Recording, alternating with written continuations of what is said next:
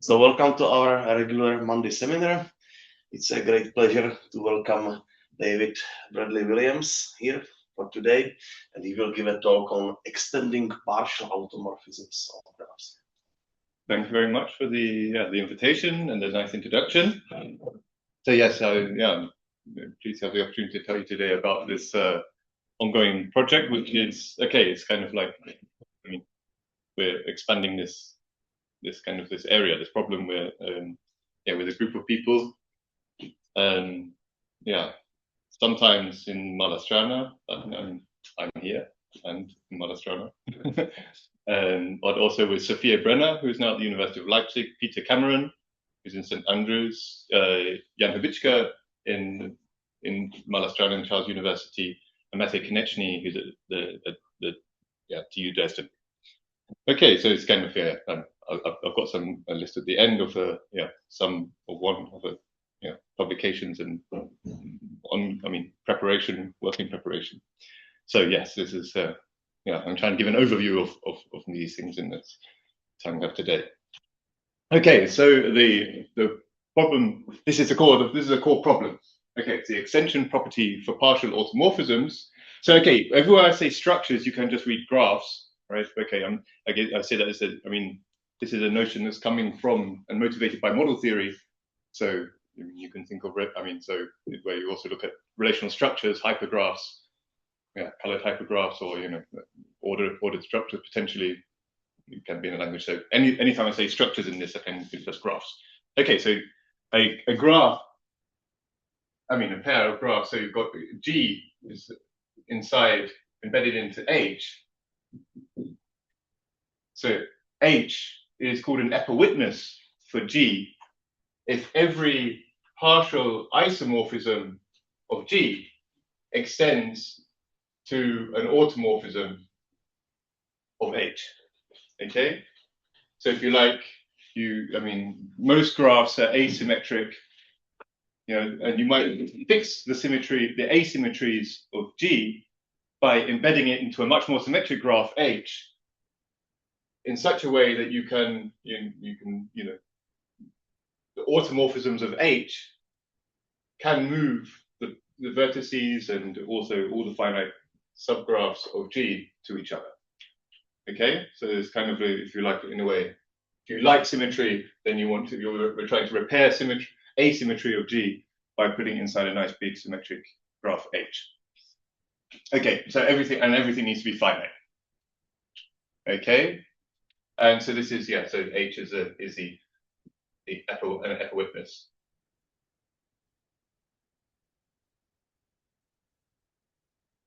Of G. Okay. So this all started in publication 92, and Hrushovski proved that the class of finite graphs has epa. So it's proof that it is possible to take a finite graph to somehow construct a bigger finite graph H, such that you can extend the partial isomorphisms in this way. May I ask what do you mean by partial automorphism? Oh, yeah, partial isomorphism just means this means P from A to B, and A is a subgraph of G, and B is a subgraph of G is an isomorphism, a graph isomorphism.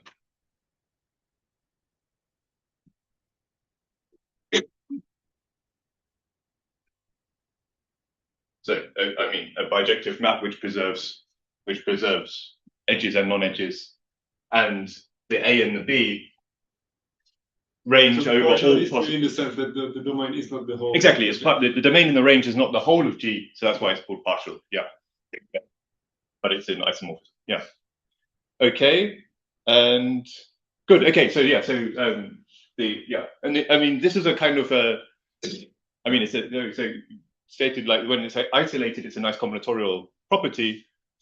It was actually motivated. So Hrushovski is coming from model theory. So the point is that it was actually isolated in a model theoretic.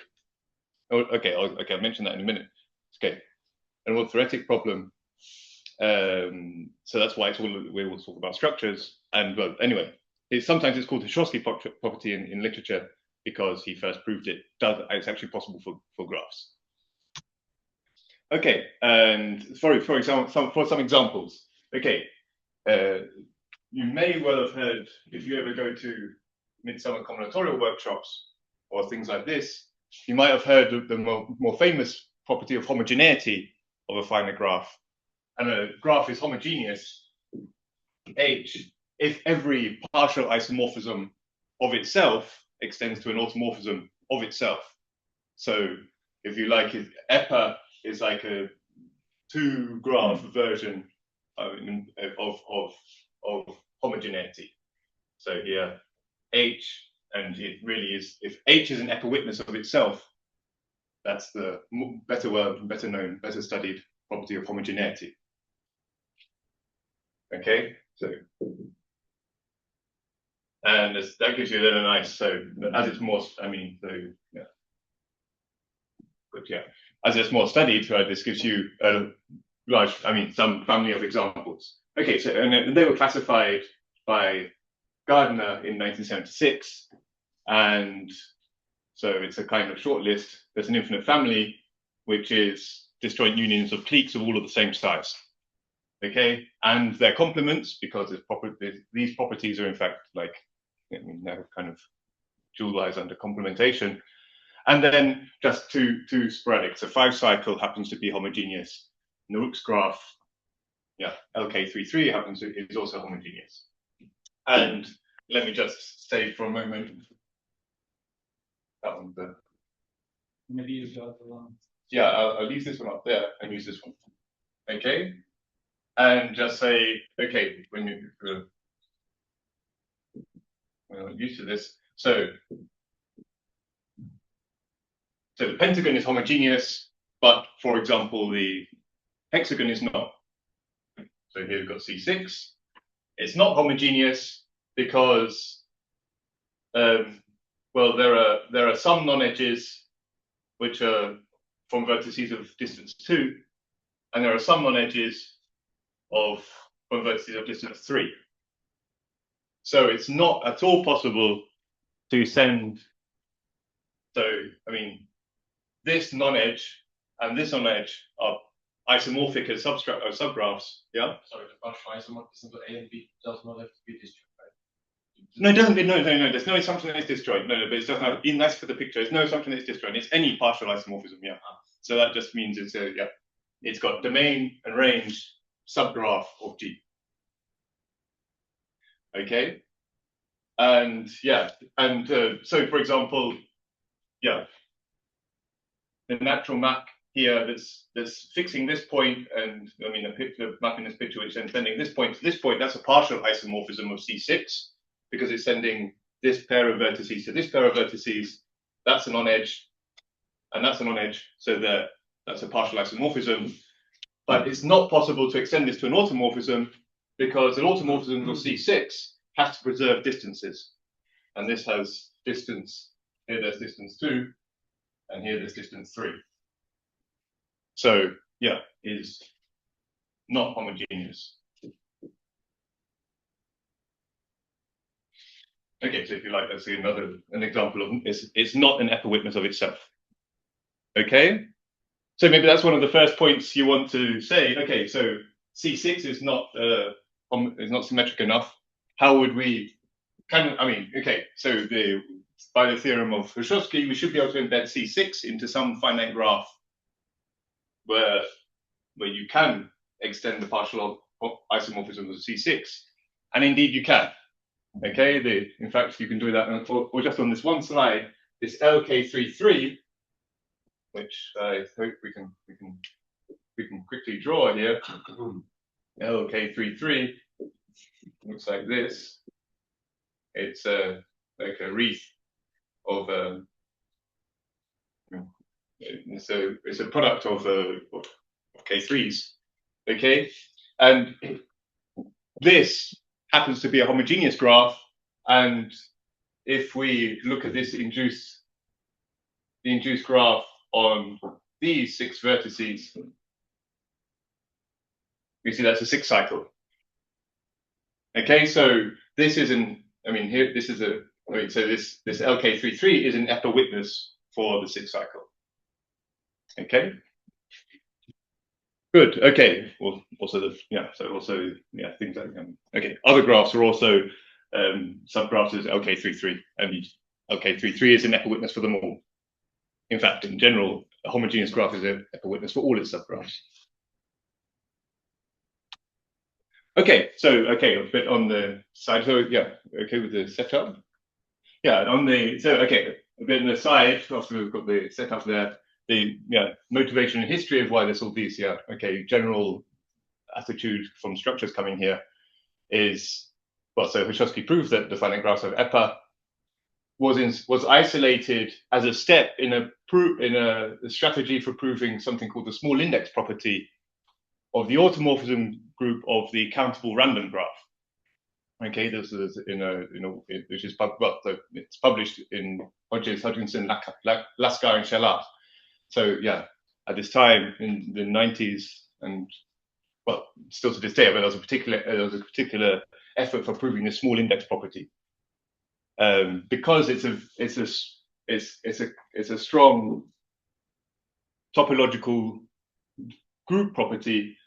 So the point is that the automorphism group of a countably infinite structure has a natural topology coming from the symmetric group on omega, which are when the basic opens are cosets of the point-wise stabilizer of finite mean points. Okay, so there's a natural topology. It's called the topology of point-wise convergence, and the small index property is saying that every subgroup of S omega, every subgroup of that automorphism group with small index, so index less than the continuum, is in fact open. Okay, so that's like a surprising property, but what this means is that the topology of the automorphism group is actually determined by the abstract group structure. But because all you need to do is look at the cardinality of the index of a subgroup, and then it's open. And the other direction is clear. The other direction always holds. So good. Okay, so that's saying that actually that gives you it comes into something called reconstruction for automorphism groups. And yeah, okay, so that's one. Okay, and other motivations maybe. If you have a countably infinite homogeneous structure, then the class of its finite substructures has EPA if and only if its automorphism group can be written as the closure of a chain of compact group subgroups, which in particular implies that the automorphism group is amenable. Okay, so amenability is something that people are interested in group theory. So yeah, that's one outcome of EPA, and maybe one of the high points the big weight points was a paper of Herwig Laskar in 2000, and so in the abstract direction, if L is a finite relational language of some bunch of relations, finitely many, and T some set of finite L structures, for example, say triangles, then the class of T-free L structures has EPA. So this is in general saying, so the class of 3 hypergraphs has EPA when you don't have anything in T. Class of triangle-free graphs is triangle-free graphs, and so they're all falling under cases of this theorem. So that's a kind of quite a general weight, but it's not okay. It's not saying that everything has EPA. For example, the class of paths does not have EPA. Okay, that's you can see this is something you can do by hand. You can see that no finite path can have an EPA extension, which is also a path, because, once you try and build an EPA extension of a path, which is also a path, for example, you need to move one partial isomorphism would be to move this point to that point. Okay, so your EPA extension is going to, as this point has one vertex to the right, this vertex is also going to have, in an EPA extension, you're also going to have one vertex to the right available to move to. Okay, but in reality, the point is, okay, that actually this path is kind of rigid. I mean, you can't actually, and this path is not going to work. You can't shift these along. So you can't witness this kind of behavior in a path. So yeah, many things don't have EPA. And by the way, something that's here is not covered. So although there's many things that can be covered, things like tournaments can't be covered by this theorem. So tournaments are structures with a directed graph, directed edge between each 2 points in one or the other direction, and that is not something which is defined as being homomorphically emitted. And so in fact, that's a major open problem, is whether the class of finite tournaments has EPA. Okay, so just a reminder of the definition there. And so what we're getting onto, is what we've been doing is really not going in the direction of lots of different structures that's being studied. We're working on a kind of optimization problem, a combinatorial optimization problem of trying to find out what these EPA numbers are. So we can define, so given a graph G, you can define the EPA number of G being the minimal number of vertices that H has to have, such that H is an EPA witness for G.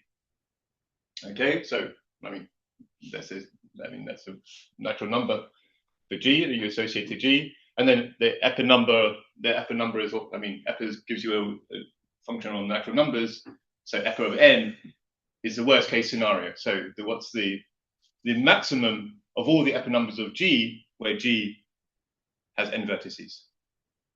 Okay, and so Hrushovski's theorem, and so he has a construction which means that the main point there was that the EPA number, is well defined, is finite, and then he makes a rough calculation. So it's a paper in combinatoria, and he makes a rough calculation that an upper bound that he gets for this EPA number is something huge, right? Yeah, some 2 to the n factorial.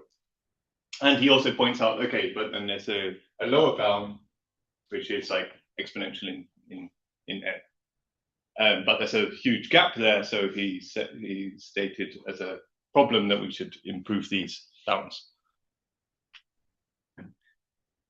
And so, yeah, okay, in some sense, yeah, certainly people have looked at, certainly people have been looking at that. In particular, in this paper of Hrushovski and Laskar, they have a construction where which is, yeah, significantly, okay, the construction of Hrushovski, I'd also say is kind of, yeah, it's the first, it's not entirely transparent what's going, it's not so transparent, it's not something you can fit on one side. Yeah, whereas Hrushovski and Laskar noted you can use set intersection graphs, so yeah, so-called Johnson graphs, which are complements of Knizia graphs, and when you recognize the maximum degree of the graph you're trying to extend isomorphisms of, and so if you have maximum degree delta, you can use delta sets from a large enough family of delta sets of edges, basically on the edge set of the graph of the graph you started with, and that embeds you can then embed your graph into this set intersection graph coming from it. So generalizations of line graphs and things, and in a way where the Johnson graph is an EPA witness for the graph you're thinking of. Okay, and then if you run through the optimization, the calculation there, you get an upper bound. So here the point is for a fixed delta, by the way, you notice, of course, if a bounded degree, you actually then have a polynomial upper bound. But okay, that's of a particular bounded degree.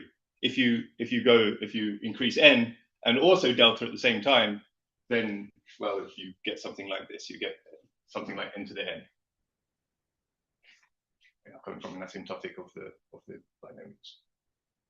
And I'd also, yeah, so that kind of, it makes one a bit sad because, yeah, while polynomial sounds really nice, there's a, you know, n to the n is not so nice. And David Evans, Jan Hubička,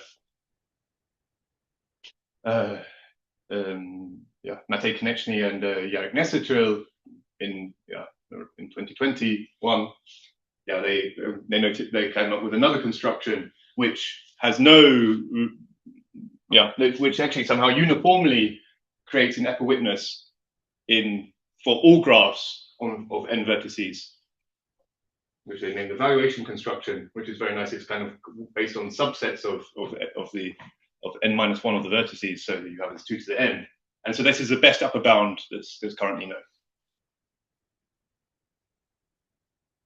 Okay, and so, one of our contributions is that we've noted the best lower bound that's currently known is an asymptotic lower bound, which is, Hrushovski noted 2 to the n over 2, and we've got 2 to the n over root n. So it's a better lower bound for the upper number. Okay, and actually, well, Matej was here some time ago, and about a year before that, when we were drafting this paper. So I'll just quickly say here. So using this kind of quite simple graph, so Hrushovski used some more complicated graphs to get the lower bound that he had, and we noted this simple graph, which is like a claw, and then an anticlique of size n. And the point here is that every subset of the left-hand side, when you think of what an epowitness of this should be, you need that because Sn acts on these symmetric group on n vertices, acts on the left-hand side here, every subset of size n over 2 has to have some distinct vertex somewhere in this epo extension. So this means you need to have at least n choose n over 2 vertices in epo extension. Okay, and the known asymptotics of that are asymptotically greater than 2 to the n over root n. So good. That's the lower bound we're working with. Okay, and then the observation is this argument also basically is working. This is a property in the argument. You've got some independent set connected to exactly k members of the independent set. Then the epo number is bounded below by the binomial coefficient. And in particular, so we are something I'm focusing on for today, especially for this presentation, is if G is if G is triangle free with maximum degree delta, then you can find such an independent set that allows you to see that epo of G is asymptotically bounded below by n to the delta. And in particular, we wanted to focus on cycles. So to make some progress, we can also actually focus on cycles. So cycles are triangle free and they have maximum degree 2. So apply this, and you have that cycles have quadratic epo numbers. And in fact, you can then squeeze between these 2 lower bounds, which I've mentioned. This is coming from the line graph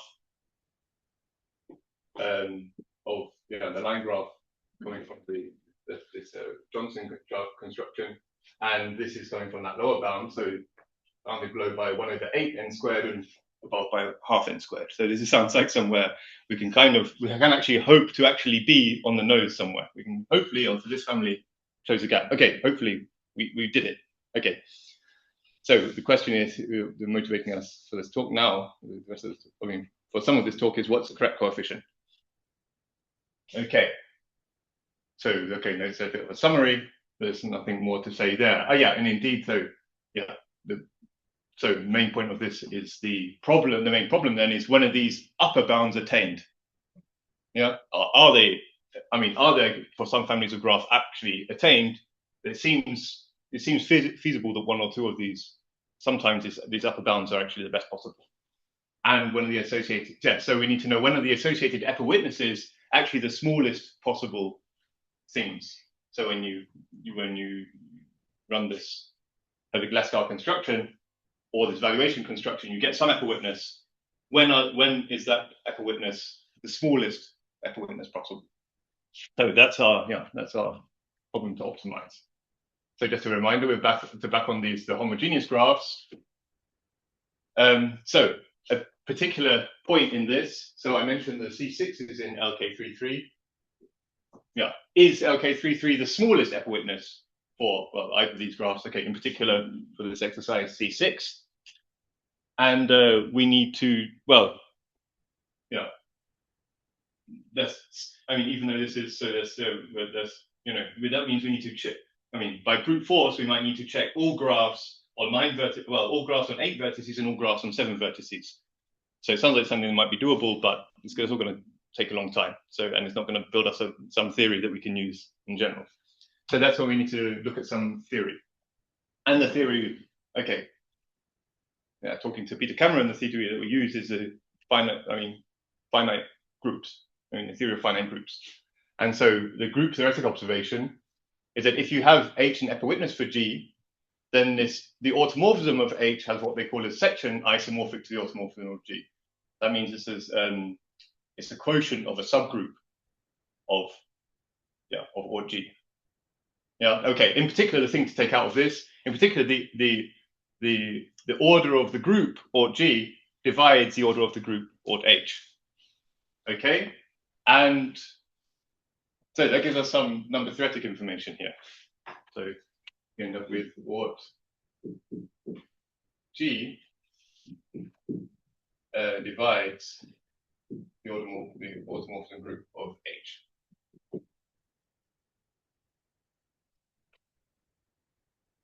And then, if you then consider H being one of the smallest epawitnesses of G, then you can consider what goes on with the automorphism groups.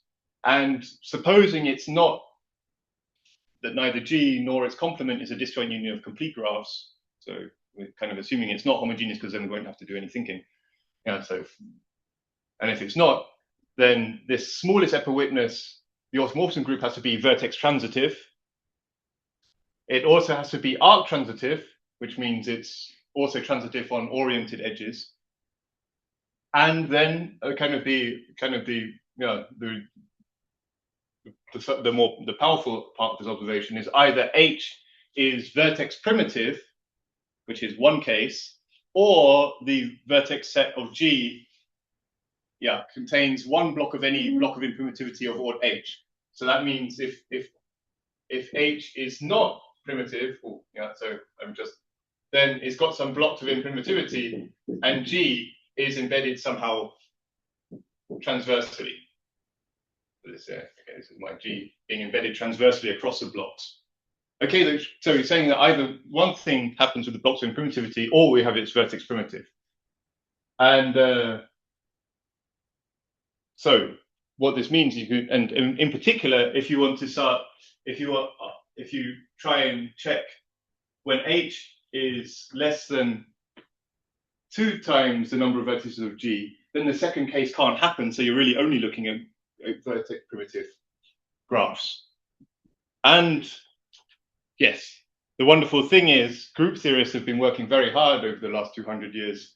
And so there's a lot known about primitive groups. And the great thing is here, this is the extraction from the online encyclopedia of integer sequences, right? I mean, the number of groups in total, number of permutation groups in total is somewhat related to the number of graphs on n vertices, because every permutation group can be associated to a graph, right? I mean, it's automorphism group, and so that grows very quickly. The number of primitive groups, however, primitive means there's no blocks. So that means there's no equivalence relation on the vertices, which is preserved by a primitive group, except the equivalence relation, which is vertices in one class or everything in one class. Okay, so the primitive groups are pretty rare, and so what I'm saying is our observation, in particular, for our example here of the cycle in LK33, we don't need to check all graphs on 7 or 8 vertices to see if there's anything smaller. We can just check the ones with primitive, or we can just check the primitive groups of 7 or 8 vertices. So yeah, there's this 7 and this 7. If I'm reading, yeah, good, yeah, exactly. These 7 cases and these 7 cases, look at the preserved graphs and throw out everything because none of them are epawitnesses. I mean, you particularly we're throwing them out because the graph G doesn't embed in them. Okay, so that gives us a way. Okay, here's a proof. Here, and then here's a small proof. Then we can use. I mean, you can throw a lot of things out because you have this number theoretic criteria. Okay, so there we are. We've got the situation where our proposed smallest witness has 9 vertices, and the cycle has 6 vertices. Yeah, by that primitivity lemma, so to say, that group theoretic lemma, any smaller epawitness would have to be vertex primitive with 7 or 8 acting on 7 or 8 vertices with this automorphism group of C6 as a section. Okay, that has 12 elements. Okay, and then you can ask, so okay, the group theorists have conveniently put lots of information about groups into a library called environment called GAP. So you can ask GAP for primitive groups of degree 7 or 8, and then work with it. And you can look at the orders of the permutation groups, and it actually turns out that there's no this doesn't happen. So good. Okay, so that gives us at least a candidate way, a strategy for checking this minimality. And okay, so a bit on a side. So well, okay, in taking a slight divergence. So yeah, one of the things in mind is cycles. Another thing that's then happened also very recently. One thing you will also note, you take a bit more special properties, so there's more group theory coming in here.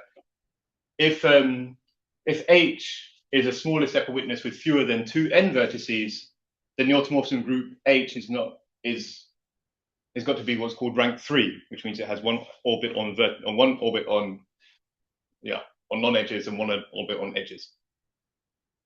And one orbit on vertices. So okay, there's 3. And so by doing that, there's actually then the point is that following from the classification of finite simple groups, there's actually a classification of rank 3 permutation groups, and so you can work through them. And so that's something we've done with Sophia, Peter, and Diane. That we're writing this up. So we've got a classification of the groups of the graphs which have epawitnesses on most 2 n vertices. And doing this, we discovered an infinite family that these Johnson graphs that came up before, these 2 set intersection graphs, they actually, we noted how they embed line graph of KNN. So the n by n variance of this grid graph, and in such a way that this is then, these Johnson graphs are actually linear in the size of the number of vertices here. Okay, because these have 2n squared vertices, and these have n squared vertices. So actually, they're a linear. I mean, they're linear. I mean, there's a fact. Okay, this surprised us before, right? I mean, this surprised us because we had actually previously had a conjecture again to work with Mate that actually maybe quadratic is actually a lower bound, but we've now found for an infinite family. So that's hot in the baking oven. Okay, so back onto the cycles. So I've already sketched how the n cycles are asymptotically quadratic epinumbers, and the theorem we have is that for all but finitely many n at the moment, a smallest epawitness of a cycle is the Johnson graph on Jn2, so there's the one on 2 sets on n choose 2 vertices. So yeah, that's actually that. I mean, we're confirming that these Johnson graphs are actually optimal in all but finitely many cases. I mean, all but finitely many possible failures. Okay. By the way, this is already one of the finitely many cases that we know is a case where the cycle is not embedding into the. I mean, this Johnson graph for the 6th cycle is bigger than 12. So this is one of these finitely many exceptions. And also, the 4th cycle, the square is itself homogeneous. So that's another exception. But we've verified that the 7th cycle is one in which the Johnson graph is optimal. And our theorem is that there can be the most finitely many other potential exceptions above 7. The number is something. Okay, this is why I haven't put any particular thing. Is this is a thing we're kind of working on, seeing how we can make it smaller. It's something we got it down to something like 100. So it is something like for n bigger than something like 100, we need to do some case checking below that to really get it on the nose. Okay, so a smallest epawitness of Cn is the Johnson graph, coming from the 2-set construction. And just to mention the main tool, not to give a proof, I mean, it's a group coming from group theory, so something which follows from the finite simple classification theory of finite simple groups. Marotti's theorem. It's about primitive groups, finite primitive groups, and so if you've got a finite primitive group of degree n, which is not a symmetric or alternating group, then there's one generic thing can happen. Your group G is embedding into either a symmetric group acting on K sets or a Reith product of symmetric groups where they're acting on K sets. Okay, so these are groups which generalize the situation of being the automorphism group of a Johnson graph, mixed up with being the automorphism group of a grid graph.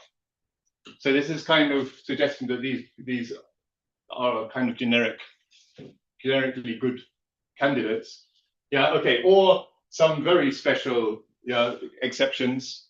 This is the monster, all right, and this is these Matthew groups. So these are, there's 4 examples here which are never going to turn up because we're not looking at automorphism these groups. Okay, but they come up in the classification of finite simple groups, so they're and there. And here these finitely many exceptions are coming, or this is saying, or G, the group G, is very small in comparison to the number of vertices it acts on.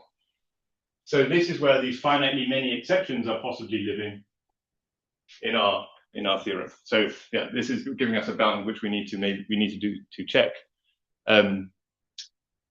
But so for cycles, we know that typically we're landing in here, and we can analyze the cases that come up. So, oh god, I should be like 1 minute. Okay, so, and in the imprimitive case, so something that comes up, so that also comes up and we know it happens. So we get what we call double covers. So where you have precise, so you have graphs here where H has precisely 2 times the number of vertices of G, and G is embedded transversely. And so, yes, okay, that's a nice, nice theory of sidle switching, which we go through here. And something that comes up is the isocahedron graph. The skeleton isocahedron with 12 vertices. And I just want to pick out 2 induced subgraphs, which we give a name spokeless wheel. That's a 5-cycle with an independent point, or the 3-leg triangle is a triangle wheel with 3 legs. Okay, and these both appear as induced subgraphs of this isocahedron. They're in green if you can see it, is the spokeless wheel. And yeah, okay, this is a situation that the isocahedron is an epawitness. I mean, this turns out for through this theory of cycle switching, it turns out that we know that this isocahedron is a epawitness for this subgraph. And it's significantly better than the Johnson graph. The Johnson graph would have 21 vertices, and the isocahedron has 12. So yeah, I mean, that's doing well. And we can also, using the group theoretic lemma, verify that this is actually the optimal smallest epawitness for W, this wheel. Okay, and again, what do? We use that strategy. By the main lemma, the automorphism group of the isocahedron, well, of what H, if H was something better, it would have smaller, it would have fewer than 12 vertices, and it would have to be primitive, because it's it's less than 2n, so there's no chance of a incremented block structure. And then the only possible automorphism groups which are primitive and ordered divisible by 10, which is the order of the automorphism group of the pentagon, is S5 acting on 10 vertices. Okay, and S5 acting on 10 vertices, you have the corresponding graphs are the Peterson graph. That's the automorphism group of the Peterson graph. Yeah, or its complement, because they have the same automorphism group. Okay, this is one of these situations. So then this can actually happen from the numeric condition, but then you get the Peterson graph and you notice that this spokeless wheel does not embed in the Peterson graph. So that's not an epawitness for it. And its complement, this line graph K5, also doesn't when you look at it. So you rule them out, and then you've got this minimality. Okay, so yeah, that's a bit of a template and a taste of what we're doing. We've got some, the big open question, which we don't get any direct information on, but I want to advertise. Yeah, there's the class of finite. Does the finite tournaments have EPA? But some that I'm interested to see anyone work on or talk to anyone about. Yeah, okay. We feel that we've closed the gap, but we still, to some extent, have a factor of n to 3/2 between the lower bound and the upper bound. Even asymptotically. What is the correct bound? I suspect it's more towards the upper bound.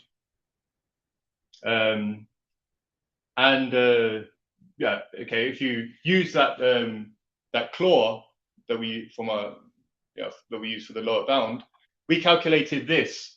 Yeah, with just one step of calculation. We've got this lower bound. Okay, to increase the lower bound, you could maybe work harder and think more about maybe where you need to send pairs of points. And that would be a way of increasing that. Okay, so what is the actual epi number of G? We don't actually know the epi number of it. We just know this 30-week lower bound. But it already was successful. Already in advance. Okay, and also, one I'll throw in there. What are the epi numbers of half graphs? And okay, there's many more in our paper. That's a paper at the top there from JCTB. And thank you very much for your attention.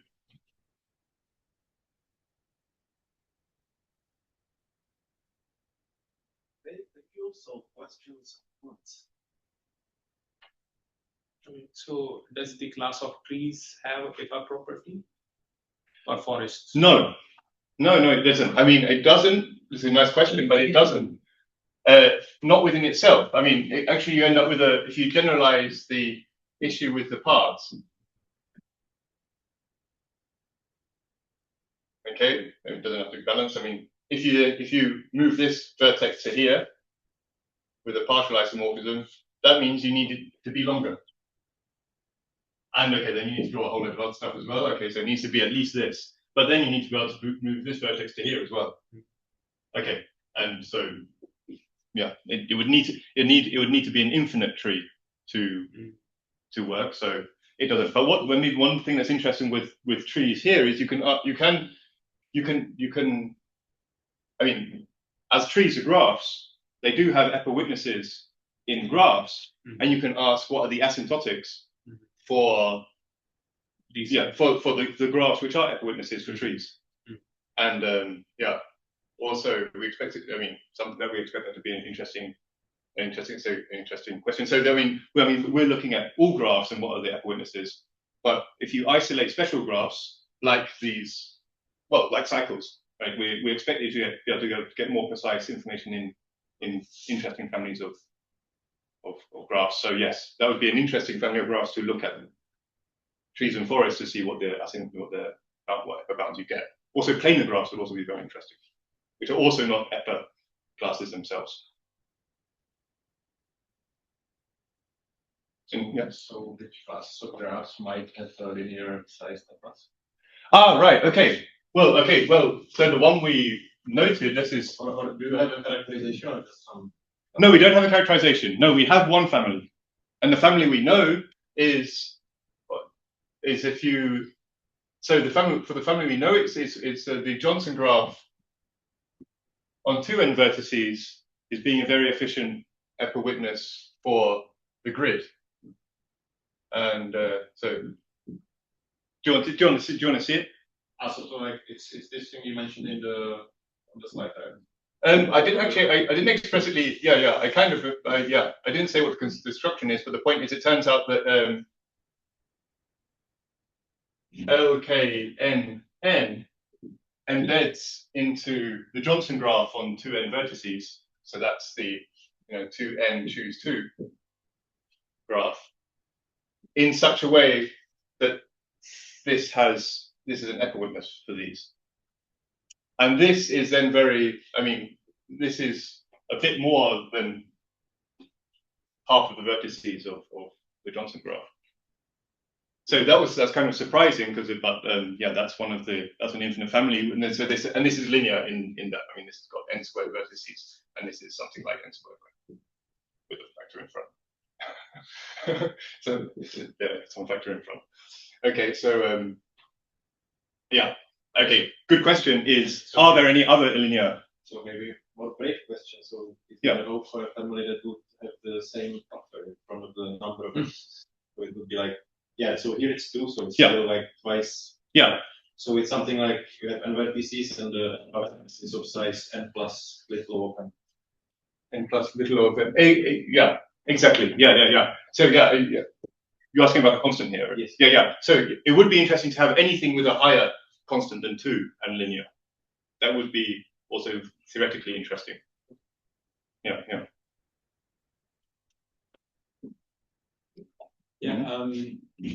What about the graphs which are exponentially large? Can I find is there a way of classifying them for us? Have we tried to say where the lower bound has to be exponential?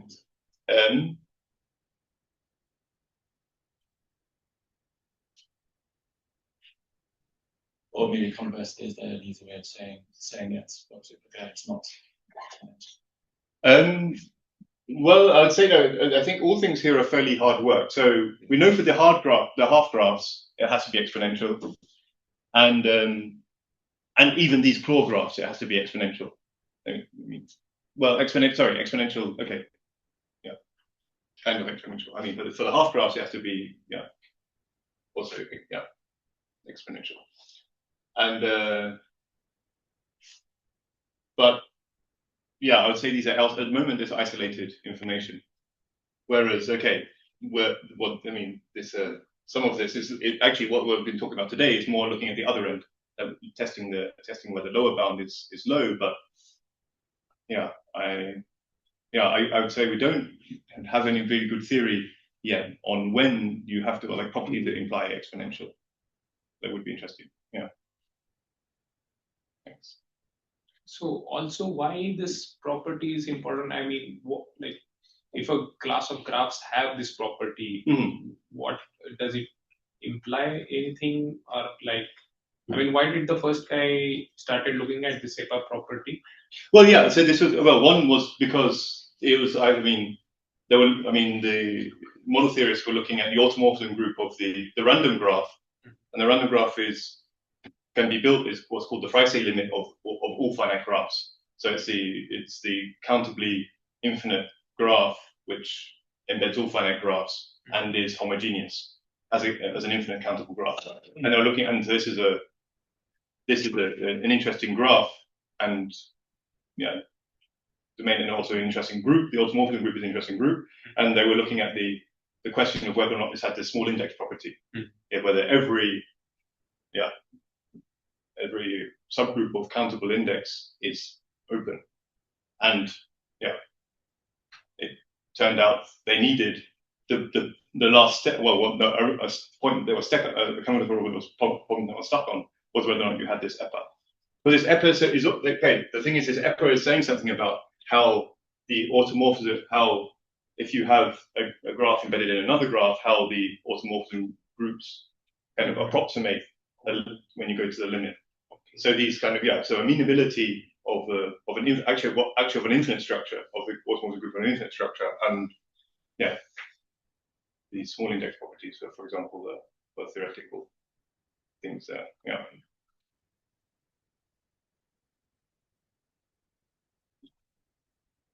Thanks for nice questions. Any further?